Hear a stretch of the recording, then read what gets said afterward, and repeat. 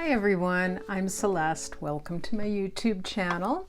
Today I am popping on to share with you what I've been reading this past week and also to share with you what I've currently got on my bedside table for the summer months.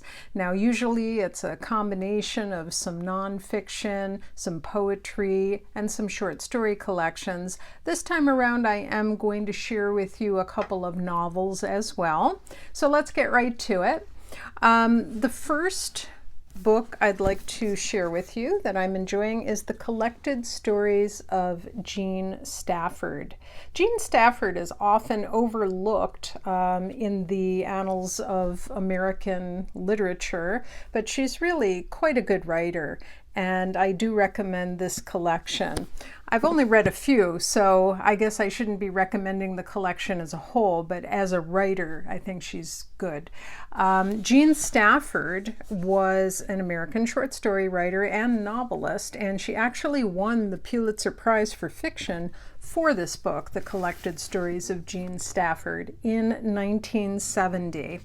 And the story in particular that really left an impression on me is called The Interior Castle. It's often anthologized in collections of American short stories. And it's a really sort of strange story. It reminds me in some ways of an episode of The Twilight Zone. And in it, her protagonist, whose name is Pansy Vaneman, is in the hospital undergoing nose surgery. And so it's quite painful, and she's there having the surgery done after a violent accident. And so it's sort of just a portrait of how Pansy Vaneman handles being in the hospital, handles sort of insulating herself emotionally against the doctors and the nurses and the pain that she's feeling, so that she's sort of retreating. So it's a kind of a study in retreat. In much the same way, actually, as Silent Snow, Secret Snow by Conrad Aiken, if you remember that story. And I think the little boy in that story's name was Paul. It would be a really great pairing with that story, I think.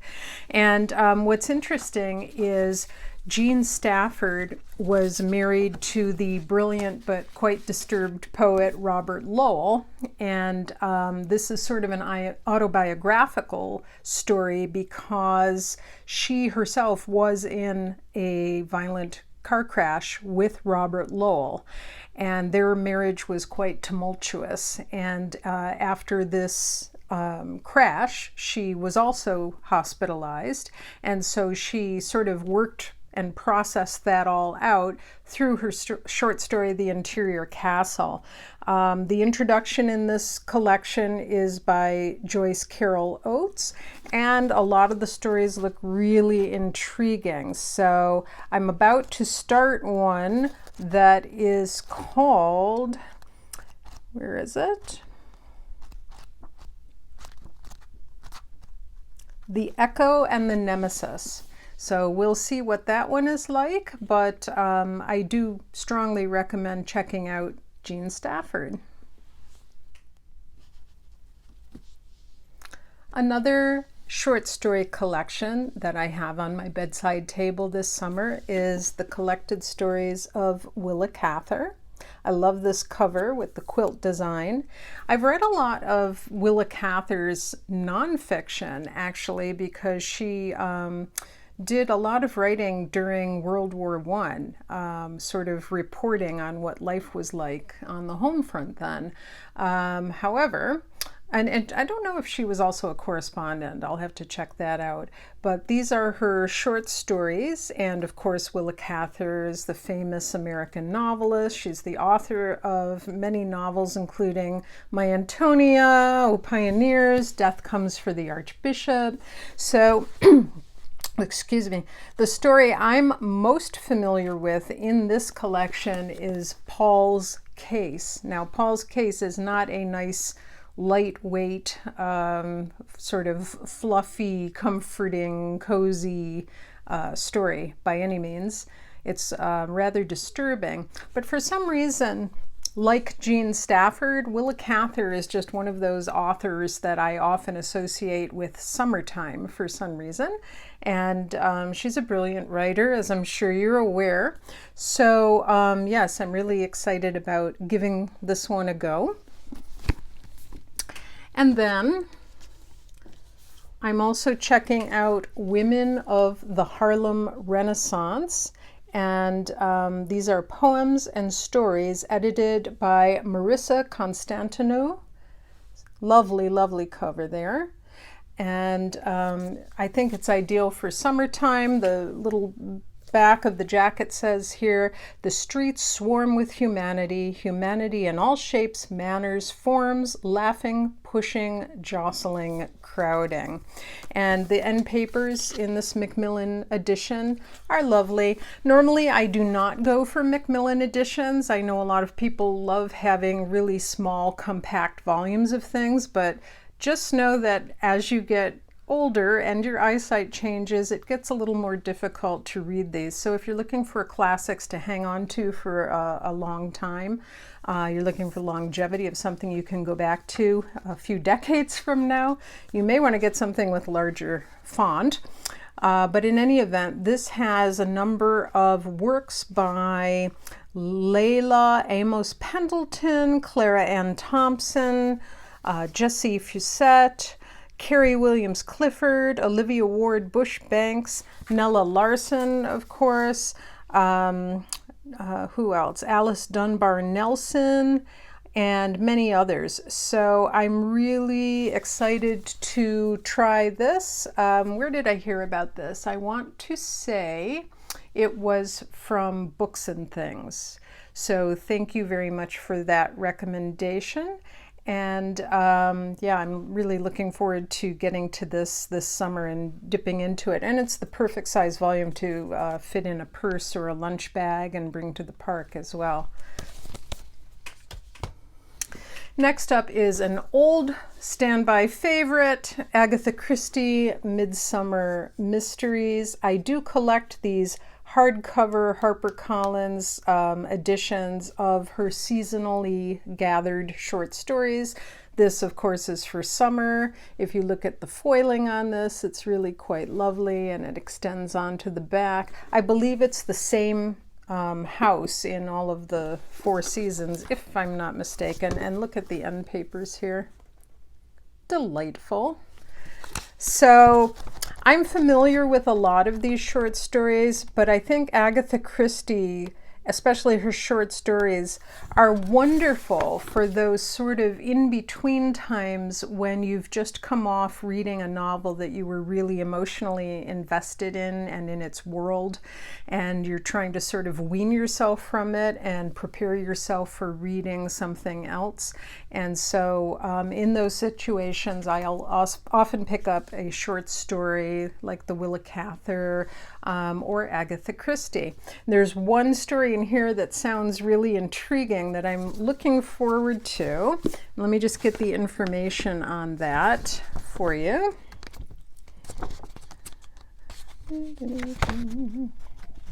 Okay. The story is called Jane in Search of a Job. And Jane, I'm just reading you the description here. Jane Cleveland is in desperate need of a job when she sees an advert for a woman of her description is needed to impersonate a Grand Duchess. She cannot believe her luck. The royal retainers tell Jane that the job will be dangerous because attempts have been made on the Grand Duchess Pauline's life, but this only serves to make the job appeal to her even more. Jane's disguise initially goes according to plan until she is kidnapped and drugged. It appears that her new employers are not all that they appear to be. The advert in the paper was too perfect to pass up, though. Jane's height, build, and age. She was good at accents, and she could even speak French. Little did she know that the woman she was being paid to impersonate had secrets of her own. So, Jane in Search of a Job. And I have read online that some people compare this to Sir Arthur Conan Doyle's Sherlock Holmes, The Red-Headed League. So we'll see what happens in Jane in Search of a Job. Next up is J.L. Carr's A Month in the Country, and I'm really just so enjoying this. It's a very slim novella, and you really could read it in one afternoon or in one sitting if you wanted to. I think it's an ideal novella for summer. It takes place in the summer months. I do believe it starts in June. And this is the story of a man called Tom Birkin, and he is a soldier who fought in World War I. And so now the war is over, and he boards a train and makes his way to the village church of Oxgodby, where he is to spend the summer uncovering a huge medieval wall painting in this tiny little village in sort of the middle of nowhere. And this antiquated church, and the mural is hidden beneath layers of lime plaster. And so in the first pages of this, he sets up his scaffold and he gets up there with his tools and so on, and starts to uncover little bits of the mural. And it's just, the writing is just so lovely. This edition has a foreword by the author Penelope Fitzgerald, and this is a picture of J.L. Carr on the back there. And I just have a feeling from what I've read about J.L. Carr that I would like him so much. He just seems like such a great guy, an intelligent writer, and a lot of his own life sort of mirrors what happens in this novel. He did some restoration work, he served in the military as well, and so on. And so what's interesting about this novelette or novella is that it's written in retrospect from the character Tom Birkin's old age, and he's looking back on this sort of idyllic little moment in his life where he was in this sunlit summer village, sort of fresh from the war, and now he's looking to have some peace and quiet and introspection. His nerves are really racked from his time in combat. He has sort of nervous twitches and scars and so forth. And so there's a line in here that I think is just lovely that I found when I was reading about the book online, and it says, even though he had a lot of sadness in his life, his long summer days with, quote, winter always loitering around the corner, unquote, the edges are brighter for it. Birkin's idyll in the country is brought into relief by what he's gone through in the past and the disappointments that, it is implied, await him. So I guess his life doesn't turn out the way he thought it was going to turn out. But Carr's great art is to make it clear that joy is inseparable from the pain and oblivion which unmake it. Isn't that a lovely line? I don't know where that... it's a woman called Ingrid Norton, and she wrote an essay for Open Letters Monthly about this book. So I just think her description was brilliant. So yes, I'm really enjoying this. I'm probably almost halfway through it and looking forward to finishing this up this week. And it's not really a difficult novella to read. It's very accessible, and it's just lovely. And in a sense, he's uncovering the painting, the medieval mural, and it's sort of a palimpsest, revealing layers both of the painting and at the same time of his own life. So I recommend this, A Month in the Country, J.L. Carr. And that I've also been thumbing through A Poem for Every Summer Day. I know this has made the rounds widely on YouTube by this point, but yeah, A Poem for Every Summer Day. It's part of these seasonal collections, which are edited by Esiri, and I've featured numerous ones by her before. I think I've done all of them now. The autumn, the winter, and the spring. So this is summer. And look at that cover, first of all. And its continuation on the back there is just beautiful. And what I find sort of synchronous in this collection is that there are a number of railroad poems and poems from the World War I period. And so it's kind of neat because I'm in the midst of reading A Month in the Country, which is set just after World War I. World War I, that period is important to me. I've read a lot on that period, and this collection contains one of my favorite poems, which is Edelstrop by Edward Thomas, and that is actually the entry for June 24th, so we're not quite there yet, but it is for the month of June, so I feel it's okay to include. And Edward Thomas, in 1914, in the month of June, was traveling from London to his friend Robert Frost's house when the steam train he was on made an unscheduled stop at a hamlet called Edelstrop. And that brief visit provided the inspiration for this poem. And Edelstrop is so memorable. Yes, I remember Edelstrop, the name, because one afternoon of heat the express train drew up there unwontedly. It was late June, and it goes on from there, and it was just for a moment that the train pauses there. And the end is also quite memorable. And for that minute, a blackbird sang, close by and round him, mistier, farther and farther, all the birds of Oxfordshire and Gloucestershire. And it's wonderful. So it makes you reflect on those sort of in-between places that are neither here nor there. For example, there's another poem in here, and it's called 1914 by Philip Larkin, but the title is written in Roman numerals. I don't know if you can see it over here. But yeah, and so it is looking on at another moment, which is right before 4 years of bloodshed and devastation that are to come. So it's a poem, basically a person observing lines of people signing up to go fight, or lining up, and it says grinning as if it were all an August bank holiday lark. Philip Larkin's another favorite of mine. His sarcasm and his wit are much appreciated.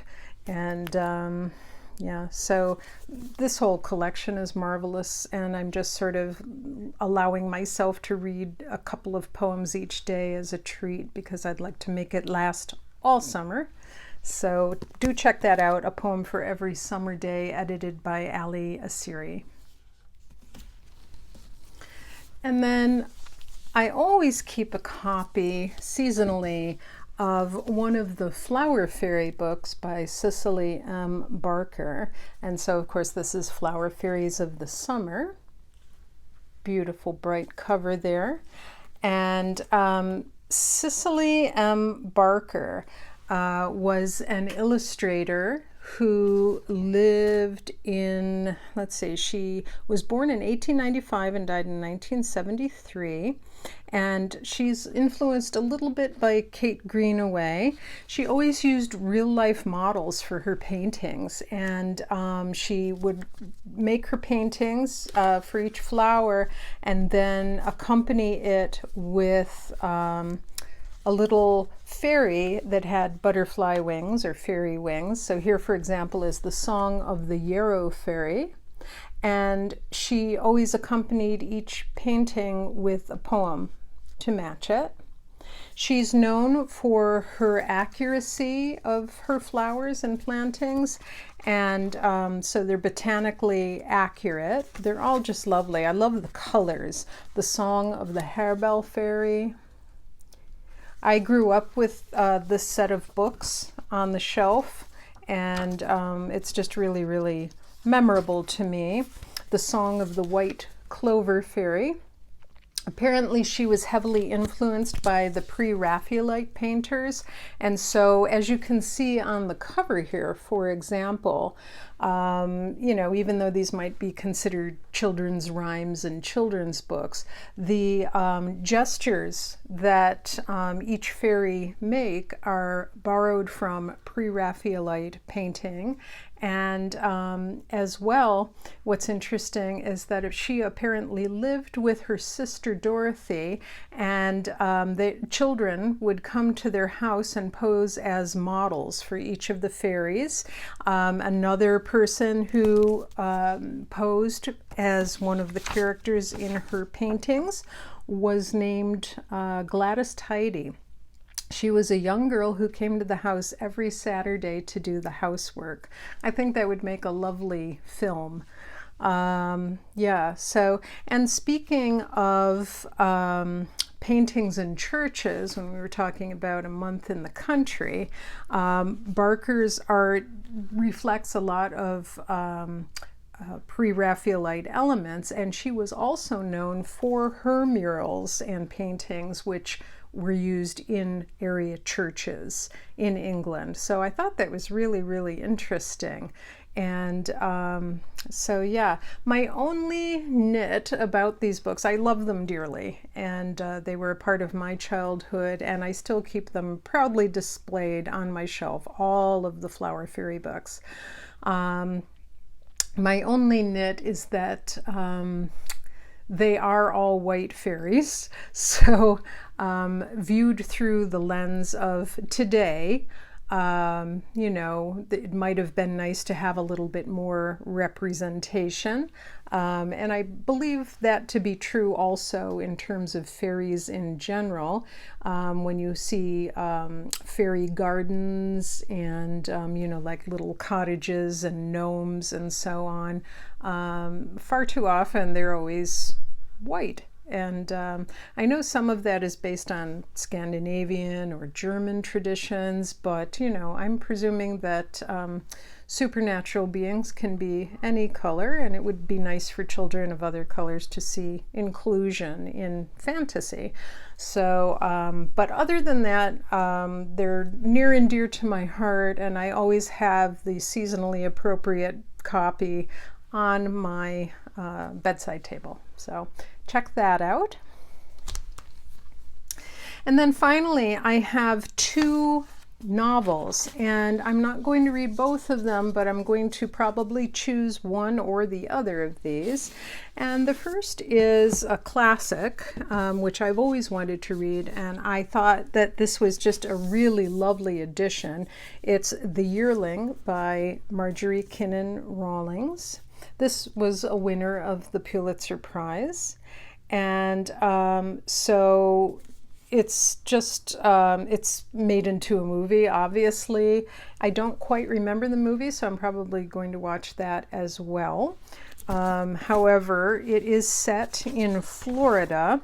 Apparently, Marjorie Kinnan Rawlings had Maxwell Perkins as her publisher, famous Maxwell Perkins. And there's the Maxwell Perkins Prize now, right?